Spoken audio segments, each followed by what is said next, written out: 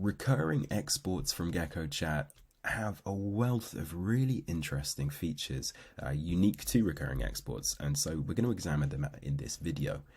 Off the bat though, it's worth pointing out that what we're going to be doing in practice is running a conversations export, but telling Gecko to automate it, so it's running at predefined periods of time. So there's no way of recurring a contacts export if you were interested.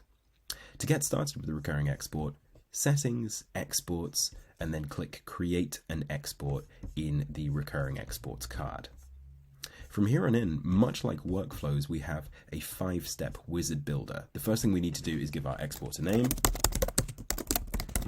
tell Gecko what types of conversations we want to include, so all conversations, only conversations that are open, or conversations that have been closed. We can then choose a frequency. So how often would we like this to run? Daily, and if so, at what time and date? Weekly or monthly?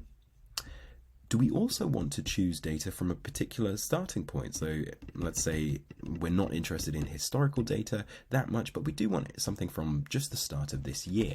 My favorite bit of functionality for the recurring exports, however, is the ability to tell Gecko that to only include new conversations that have been created or updated since the export last run, which is a great way to only include the latest data and not continually have historic data included in your recurring export.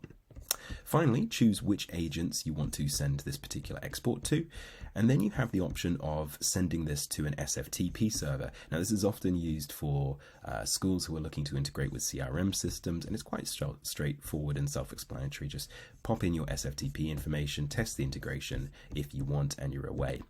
If not, just simply move on to the final step, hit set live, and that'll trigger your conversations export immediately, and then honor the export frequency that you've set.